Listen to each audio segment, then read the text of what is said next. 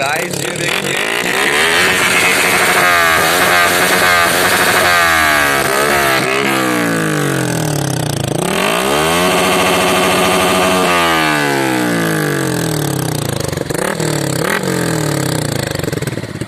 Guys ये Daytona है।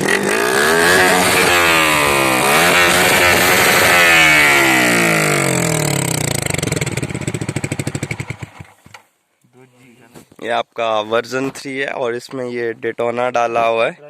ये आपके 16,000 का। अगर हम इसका डीबी किलर, यहाँ पे डीबी किलर होता है, अगर डीबी किलर बाहर निकाल दे तो इससे साउंड जो है वो और भी ज़्यादा बढ़ जाता है।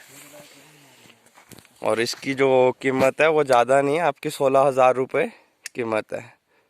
ये बाइक की रेसिंग किट के साथ आता है।